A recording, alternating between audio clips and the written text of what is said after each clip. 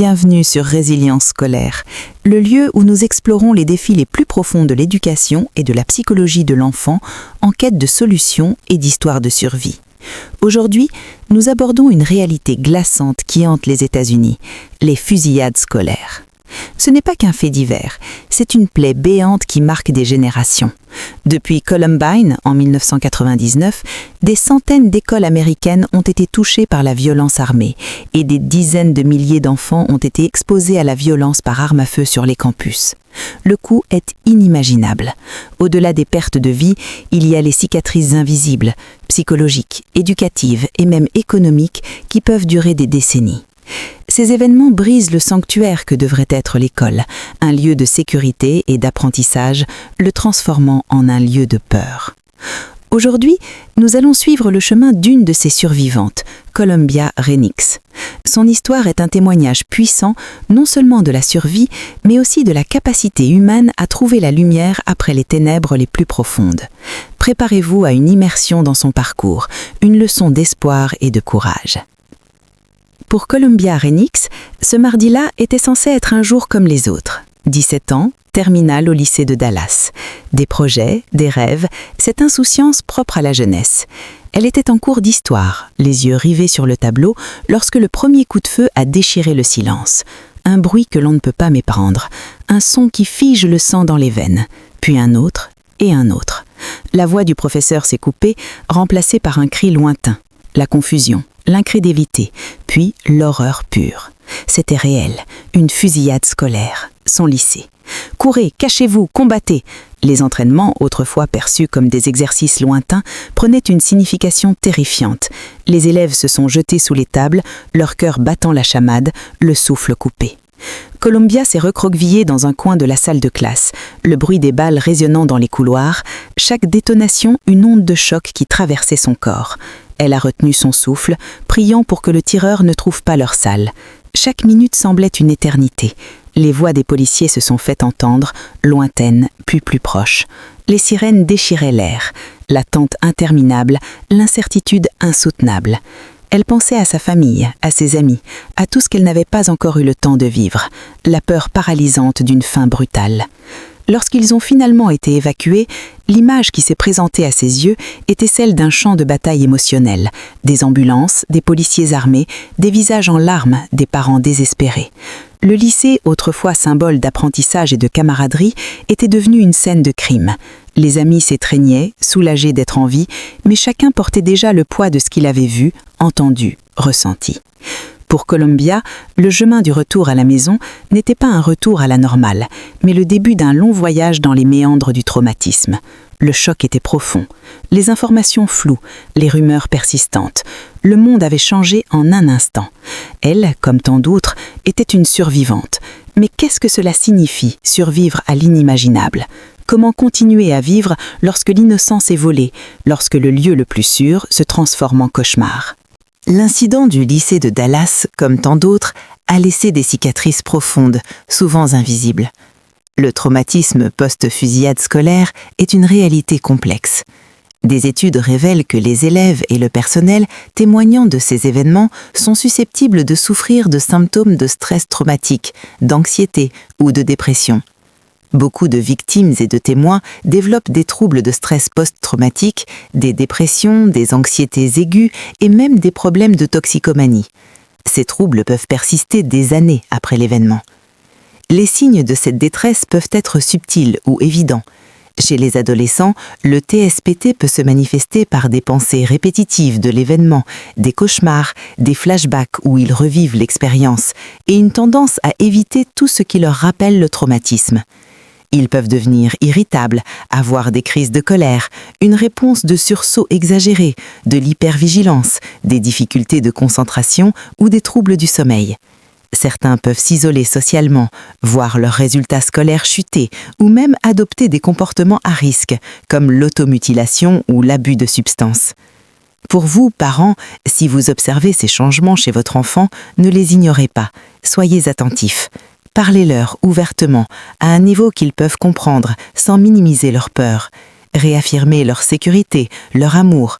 Écoutez sans jugement, Offrez-leur un espace pour exprimer leurs émotions, que ce soit par la parole, l'écriture ou l'art. Maintenez autant que possible une routine stable.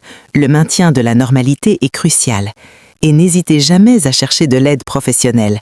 Le soutien d'un thérapeute spécialisé dans les traumatismes est vital. Pour vous, enseignants, vous êtes souvent les premiers à remarquer des changements.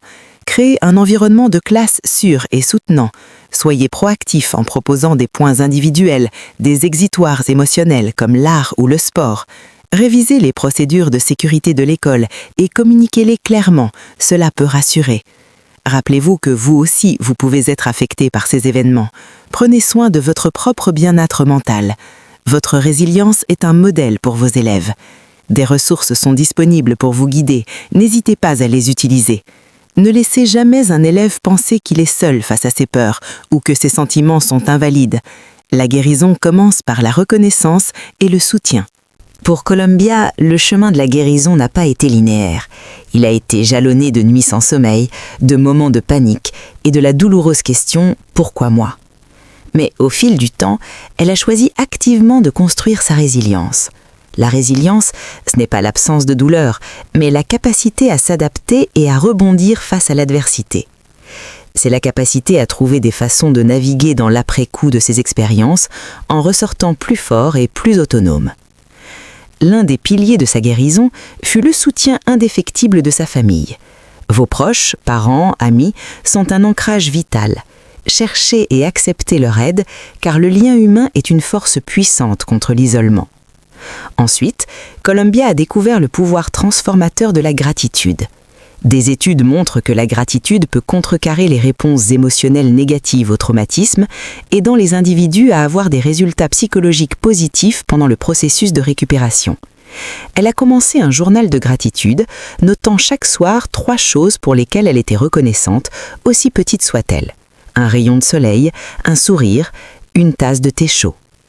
Cette pratique a progressivement reprogrammé son cerveau pour rechercher le positif, changeant son focus de la menace à la sécurité. Pour vous qui traversez des épreuves similaires, voici quelques outils concrets. Premièrement, la pleine conscience et les techniques d'ancrage. Le traumatisme peut vous déconnecter du moment présent. Concentrez-vous sur votre respiration. Utilisez la technique 5-4-3-2-1, identifiez 5 choses que vous pouvez voir, 4 choses que vous pouvez toucher, 3 choses que vous pouvez entendre, 2 choses que vous pouvez sentir et 1 chose que vous pouvez goûter. Deuxièmement, l'expression de vos émotions. Ne les refoulez pas. Que ce soit par l'écriture, la parole, la thérapie ou l'art, laissez sortir ce qui vous pèse. Troisièmement, établissez des limites et priorisez l'auto-soin. Protégez votre bien-être émotionnel. Accordez-vous du repos, de l'exercice, une alimentation saine. Ce n'est pas de l'égoïsme, c'est de la survie. Columbia a également trouvé un sens à sa vie en partageant son histoire. Elle est devenue une voix pour les autres survivants, transformant sa propre douleur en une source d'espoir et de changement. Trouver un but, un sens, peut être un puissant catalyseur de guérison. Le chemin de Columbia Renix, de l'horreur à la gratitude, est une preuve vivante que même après l'inimaginable, la vie peut retrouver son sens et même s'enrichir d'une profondeur nouvelle. Son histoire nous rappelle que la survie n'est pas une destination, mais un processus. C'est un engagement quotidien à choisir la vie, à chercher la lumière même dans l'obscurité. Que vous soyez un survivant direct, un parent, un enseignant ou simplement quelqu'un qui se soucie, votre rôle est crucial. Ne minimisez jamais l'impact de ces événements. Agissez, soutenez, écoutez. Pour les survivants, rappelez-vous que vous n'êtes pas seul. La douleur est réelle, mais la guérison est possible. Des professionnels sont là pour vous aider. Des groupes de soutien existent pour vous accueillir. Le 998 Suicide and Crisis Lifeline est une ressource gratuite et confidentielle, disponible 24 heures sur 24, 7 jours sur 7 aux États-Unis, que ce soit par téléphone ou par SMS.